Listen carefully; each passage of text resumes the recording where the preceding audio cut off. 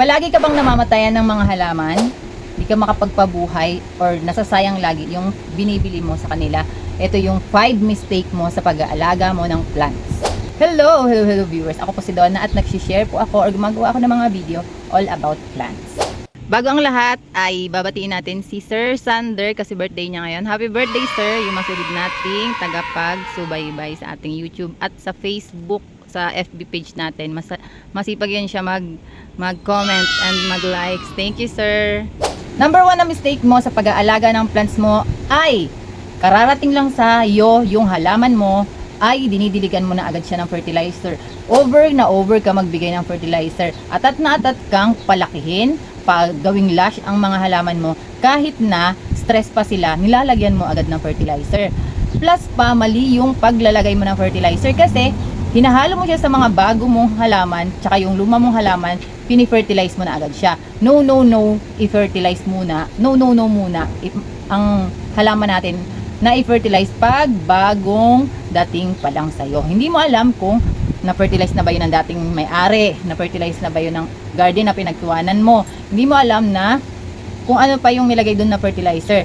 Pagka may nakita ka ng ganito, no muna siya i-fertilize. Lalo na pagka unhealthy yung plants, wag natin silang i-fertilize. Kasi pag unhealthy na plants, tapos i-fertilize mo, doon sila mas lalong may stress. Gamutin muna natin siya, water muna siya, puro water muna hanggang sa gumanda na yung mga dahon, yung mga stem niya, bago siya lagyan ng fertilizer. Huwag natin i-over-fertilize yung plants para lang ma-push siyang magkaroon ng mga bagong dahon. Ang mga plants natin, kahit walang fertilizer at all, walang fertilizer, yung soil mismo lang ang ibibigay natin sa kanya, dumadami na ang mga dahon niya, nagtatribe na sila kahit wala kang ilalagay na fertilizer. Pigilan natin ang sarili natin. Kunyari nakakita tayo ng magandang mga napanood mo sa Facebook, maganda yung fertilizer na ginagamit niya. Pero sa'yo, hindi pa healthy yung plants mo. Huwag mo munang gayahin. Gayahin mo pag mga healthy na yung plants mo, tsaka mo siya lagyan ng fertilizer para hindi magtampo yung plants, para hindi lalong masira yung plants. Kasi nagtatampo yan siya pagka hindi mo siya or binibigyan mo siya ng masyadong acid, masyadong fertilizer. Pag mga ganito, alisin mo na kaagad yung mga dahon. Tapos, paghiwa-hiwalayin mo na kasi yung mga stem ko dito ay hindi na maganda. Marami na siyang stem dyan. Last month ko pa itong nakuha. Hindi ko pa siya napaghihiwalay.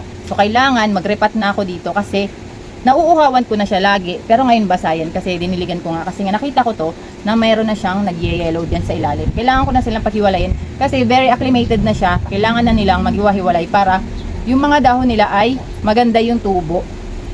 Pagandahin nyo muna yung plants nyo, paabutin nyo mga 2 months bago nyo sila i-fertilize. At wag masyadong over. Wag masyadong over na i-fertilize kasi doon din makakamatay sa plants. Yun din ang nakakamatay sa plants. Pag over ka na sa fertilizer, tapos masyado na siyang ma-acid sa potting media niya. Kailangan gradual lang yung pagbibigay sa kanila, wag masyado. Tapos ako kasi nagpe-fertilize ako every 2 months lang. Naglalagay ako ng mild lang na fertilizer. Wag yung masyadong harsh sa mga dahon, sa mga stem nila. Pwede rin tong ganito. Pwede rin yung anaa. Pero isang beses lang sa isang buwan or twice a month. Isang beses sa 2 buwan yun. Kasi pag nag-fertilize ka lagi, tapos bagong dating yung plants, ay danas ko talaga yan. Malulusaw yung mga halaman mo. Number 2, pag crowded na yung halaman mo. Tapos bili ka pa rin ng bili ng halaman. Pag wala ka na mapaglagyan na pwesto, tapos dikit-dikit na yung halaman mo, wag ka na munang bumili. Mag-stop ka munang mag-mine kasi ang turnout niyan, mamamatay yung ibang halaman mo. Kaso bumibili ka pa ng isa, bumibili tapos yung mga halaman mo hindi mo na naaalagaan. Sayang lang yung pinambili mo sa kanila. Tapos wala na silang space sa growth kasi nga magkakadikit na sila. Yung hangin, yung aeration, tapos yung nitrogen na nakukuha, agaw-agaw na sila kasi magkakadikit na yung dahon nila. Pagka umulan, dikit na dikit yung mga dahon, nalulusaw na kasi laging basa, kasi magkakadikit nga. Tapos pagka, kunyari yung lights, nagiging leggy na siya kasi agawan na sila ng lights doon sa pinaglagyan mo sa kanila. Kasi sobrang dikit na nila, magkakadikit na sila masyado dahil marami ka ng halaman. Mas maganda sa kanila, bigyan mo sila ng space sa growth, space para magkaroon sila or makakuha sila ng nitrogen na mahihigop nila dyan para ma-convert nila into energy. Kasi pag wala silang nakukuha, agaw-agaw ni sila, wala rin silang mako-convert na energy na para sa pagkain nila. Ayun yung tinatawag na osmosis. Paikot-ikot dapat yung ano nila. Magre-release sila, hihigop sila, tapos magre-release na naman sila para magkaroon sila ng ng mga bagong pagkain nila para sa growth nila, para yung mga dahon tuloy-tuloy lang yung dahon. Pag matagal yan magkaroon ng mga bagong dahon, pag nakita nyo yung plants nyo na 3 months na wala pang bagong dahon, or depende syempre sa natin, minsan kasi yung plants natin nagdedepende rin sa climate natin. Pagka masyado malamig, bigla ang sudden init, sudden lamig, biglang tumitigil yung growth nila. Pero syempre pag dito sa atin kasi tropical country tayo, pag tayo, yung plants natin dapat sa 3 months meron na siyang bagong dahon, kasi yung mga halaman swak na swak dito sa climate natin dito sa Pilipinas. So pag wala ka nakikitang bagong, mostly ng halaman mostly, kasi hindi ko nilalahat kasi minsan may iba, minsan yung mga Scindapsus iba, pero mostly talaga ng plants ay every 3 months dapat meron na siyang bagong dahon. Pag wala, magtaka ka na, kulang na yung binibigay mo sa kanya, yung pwesto, wala siyang araw na kukuha, wala siyang aeration doon sa pwesto niya, at unti-unti nang matutunaw siya, magdi-deteriorate siya, malulusaw yung mga dahon niya, mga ugat niya, hanggang sa maubos na siya. Number 3, yung wrong placement mo sa paglalagay mo sa halaman mo. Kasi ang halaman natin, may halaman na uhawin, may halaman na hindi. Dapat, tapos pagka iba yung potting media mo, dun sa potting media mo sa ibang halaman mo, dapat hiwa-hiwalay mo yan. Hiwa-hiwalay mo yung uhawin, ihiwalay mo ang hindi uhawin, ihiwalay mo yung maarte sa potting media. Dapat meron kang nun, separation. Kasi pag hinalo-halo mo yan sila, pinagsama-sama mo. Kunyari, ito ang gamit mo, sphagnum, hinalo mo dun sa mga more on rice hull ang ginamit mo. Tapos, diniligan mo ng diniligan yung uhawin, kasi rice hull ang nakalagay. Nadadamay siyang diligan, sphagnum na to, lagi siyang basa, mamamatay yung Thai constellation pagka laging ganon. Kailangan, ihiwalay mo kung ito, potting media mo ganito. Tapos, doon mo lang ilagay sa kabila yan, yung mga ganito, tapos hindi sphagnum, doon mo naman sa kabila, para pag nagdilig ka, separate doon sa didiligan mo, hindi madadama yung mga uhawin tsaka yung mga hindi uhawin, parang ganon, para hindi ka mamatayan ng plants.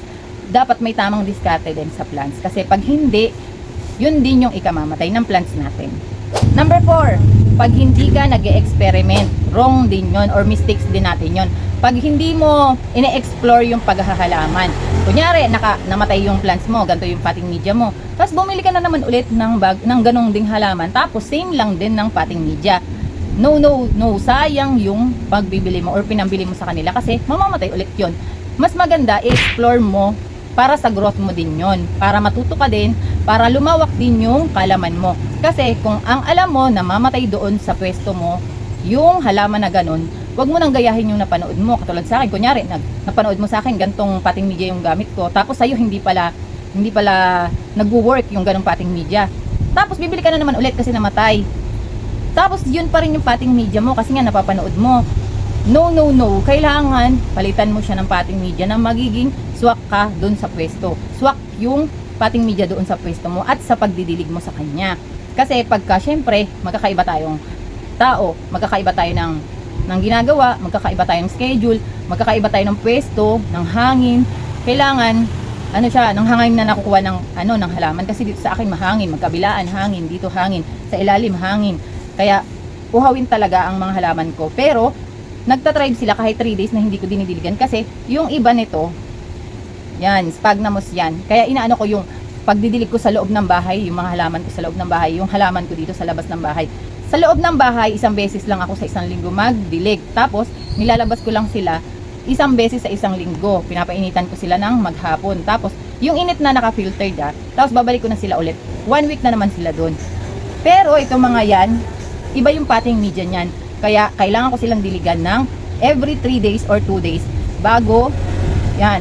Kasi mauuhaw yan ng bonggang-bongga pagka hindi ko yan diniligan. So, sayang. Kasi, nandyan lang yung hangin yan. Sa baba, may hangin. Sa taas, may hangin. So, So, matutuyo talaga yung potting media niya. Kaya kung nag-work sa akin yung potting media ko, kailangan maghanap ka din, mag-experiment ka din ng potting media na mag-work dyan sa pwesto mo. Kasi iba-iba tayo ng pwesto, iba-iba rin tayo ng schedule na kailangan. So, kung busy person ka, tapos isang beses ka lang pwedeng mag-dilig or kayang mag-dilig sa isang linggo, mas maganda Spagnamos yung gamitin mo para isang beses ka lang, tapos wag masyadong nahanginan direct sun, ganon. Meron lang siyang paikot-ikot na aeration sa pwesto niya. Magta-thrive siya kahit 1 week na hindi mo diligan. Spagnamos lang gamit ko dyan, pero nagta-thrive sila kahit ilang linggo pa na hindi ko sila diligan. Ilang linggo? Isang linggo kahit di ko sila diligan. Tapos, syempre pag nasa loob yung bahay, nasa loob yung plants natin, kailangan din nila ng aeration doon. Pag alam mong kulob yung pwesto mo, ilipat mo siya doon sa pwestong alam mong mahanginan. Pwede sila kahit sa aircon ha, kasi yung sa office, naka-aircon doon, pero hindi tutok na tutok sa kanya, hindi nagtutubig. Tapos isang beses lang diligan. Pag tuyong-tuyo na, tsaka lang talaga siya dinidiligan. Nagta-thrive siya, ang ganda niya sa office. Mas lumalaki pa yung mga dahon. Medyo naglilegi lang yung mga bagong dahon niya, kasi iba yung lights sa office, iba yung lights dito sa labas ng bahay, or yung lights galing sunlight. Pero nagta-thrive siya. Matagal siya magkaroon ng mga bagong dahon, pero nagta-thrive siya, hindi siya nalulusaw. Mag-experiment ka ng magta-thrive sa'yo. Mag-experiment ka ng bagong potting media na pwede sa halaman mo, pwede doon sa pwesto mo, na mas magiging maganda ang mga plants mo. Number 5 ay pag matigas ang ulo ng may-ari ng halaman. May-ari ng halaman. Pag matigas yung ulo natin, meaning, kunyari, sinabi na ng seller na ganito, wag mong bigyan ng gantong potting media, wag mong ganyanin, wag mong, matigas ulo mo, pinilit mo pa rin yung potting media mo na gusto mo kasi yun yung available mo. Naku, masasayang lang yung halaman mo. Katulad sa ganito sa aglaonema. May mga mahal tayong aglaonema. Pag bumili ka ng mahal na aglaonema, sure mo na mabubuhay siya kasi sayang nung pinambili mo sa kanya. Magkano lang yung potting media or yung kokopit. Spagnamos, magkano lang yun? 50 pesos, 60 pesos na Spagnamos para dun sa mahal mong halaman na nabili. Kasi kung hindi rin siya maganda yung ilalagay mong potting media, masasayang lang din kasi mamamatay din siya. So wag na nating pilitin. Kung sakaling walang-wala ka talaga dun sa yung pabili ng potting media kasi gipit ka ngayon. Pero i-sure mo na wala pang 1 week or wala pang 1 month, palitan mo na yung potting media niya na para talaga sa kanya. Kasi minsan din nilelesen natin yung yung tinatight natin yung budget natin sa kanila. Yun nga lang, turn out nagiging sayang yung bili natin sa kanila kasi tinipid natin ng potting media. So wag matigas ang ulo. Pag hindi pwede yung potting media na yun, purong soil, purong walang rice hull, purong yung galing lang sa backyard mong soil na medyo may putik pala, mainit kasi yun doon sa ugat ng halaman, lalo na sa mga aglaonema, lalo sa mga ganito, Thai constellation. Wag nating tipirin yung potting media na para dapat sa kanya, na para hindi siya malusaw.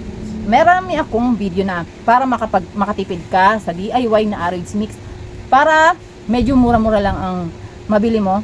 Ayan, para hindi ka masyadong matight sa budget.